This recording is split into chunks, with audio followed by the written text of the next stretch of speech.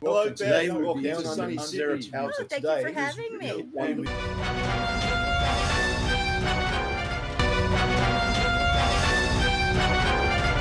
Hi, I'm Paul Rushworth-Brown, host of Down Under Interviews, History Bards, in association with Meet the Author, indie book source over in the US. And I'm here with a wonderful author, James Gault. James has written an amazing book called Knight versus Bishop. Welcome to the show, James. Thanks, Paul. You're very kind. Owerd, the son of a humble English miller, has risen to Earl through courage, warrior skills, and loyalty to the Norman King William. Owerd finds himself navigating a perilous world where loyalty and betrayal intertwine. His courage and tactical prowess shine as he battles to protect his people. His confrontations with Bishop Odo test his resilience and leadership.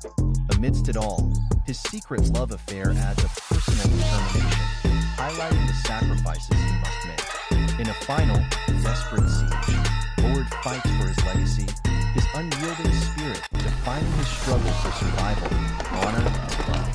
A gripping novel that is guaranteed to keep readers entertained for hours on end.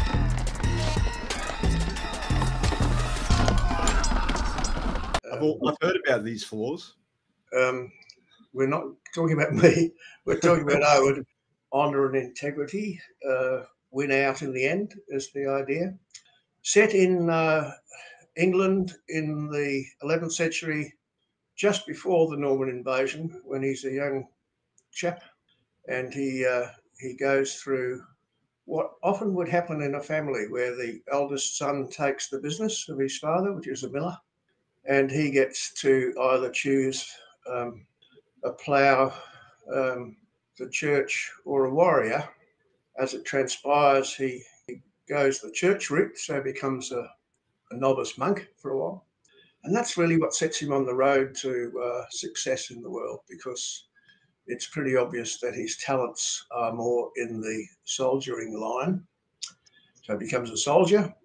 He protects Harold, who became later king, saves his life, not once but twice as it happens, ends up being knighted, and then the Normans arrive.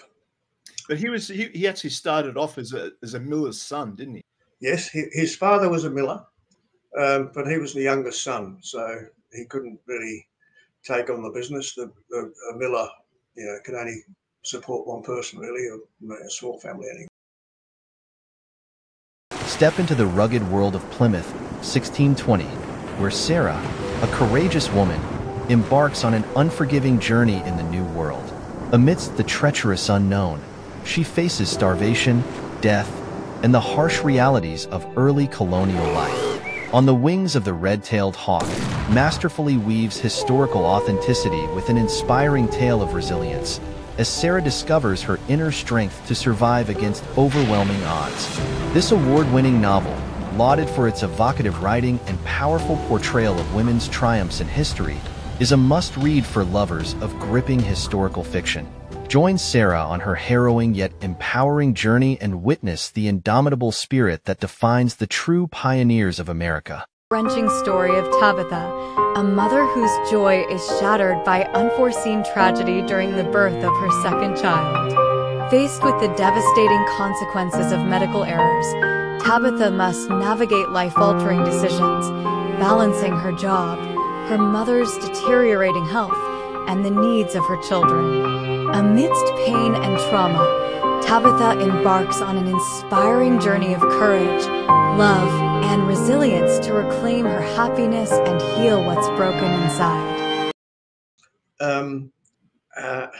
He's a sort of wannabe man in many ways. I don't count myself quite in the same way, maybe, but I do show in the story that he has his flaws.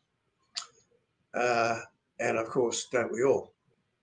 Spoiler alert, he ends up with 3 wives, all of different backgrounds. Not that he divorces any of them. He treats them all honourably and well, and they're all strong women who help him in his progress in life. So in the story, Owerd has a dark and dangerous, villainous antagonist. Do you want to talk about him? Owerd of Bayeux. Bayeux, a small town in Normandy, and Odo was appointed a bishop as a teenager by his half-brother, William, who became the conqueror. Odo was anything but a religious person. He carried a club in battle. He was, if nothing else, avaricious. He ended up with more land in England than anyone else except the king. And bear in mind that from an English perspective, all Normans were bastards. So he just happened to be the supreme one, and he was an ideal villain of the story. So he was actually a real person, wasn't he? Oh yes, he was a real person. Any descendants, it's fiction, right? And I mean, was it difficult to? I mean, obviously, the research, it must have been very, very difficult to sort of like research, yes, him as a person and what he was actually like. So the research has to be the heavy dose of reading. Before the show, we were talking, and you said that every good story has to have a bit of blood, a bit of battle, and a bit of spice in it. Do you want to expand on that comment? Well, sex and violence, sex makes the world go round, I'm told, and it certainly has to be there. And I realised I needed a new hero, and so hence Owerd. And even now, I think maybe I'd be quite happy for my teenage kids to read it. Sex is there; it's going to happen.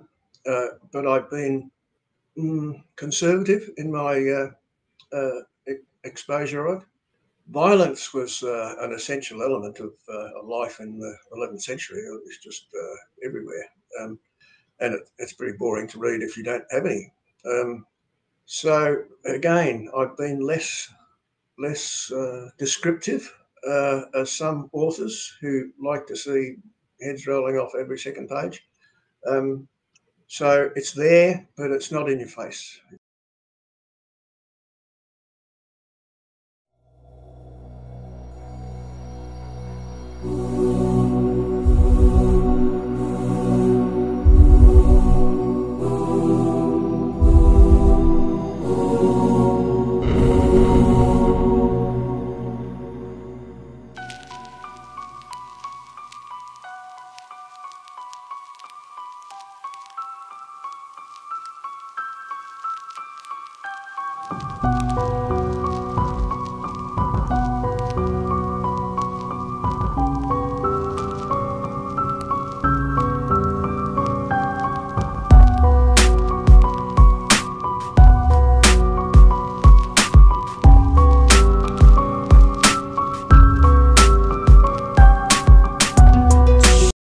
It's meant to be, and I think the reader will find, that it's a sit down in a good comfortable chair and sit back and enjoy the ride. It's just meant to be a good yarn, as we call them in Australia.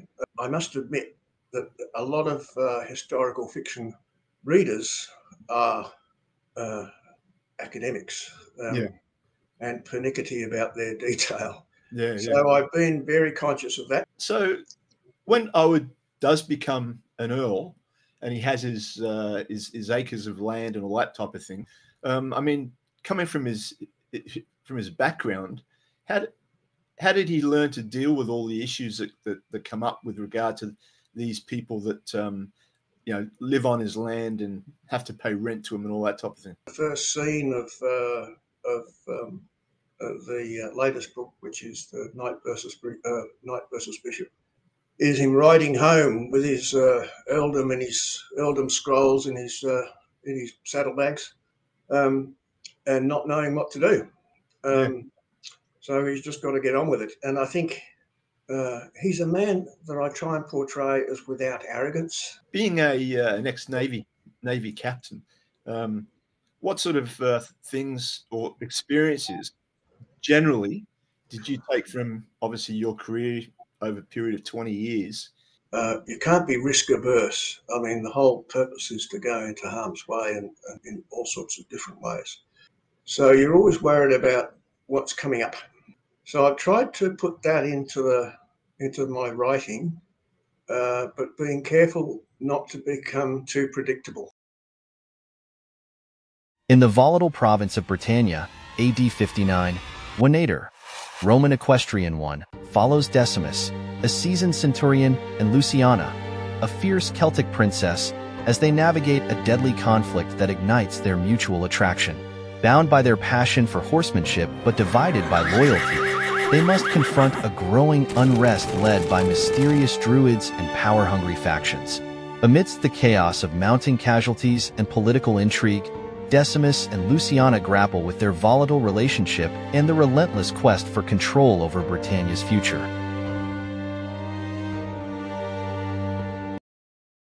Do you think that if you'd written the same story 20 odd years, would the story be the same, or would I have considered historical fiction then? Probably not.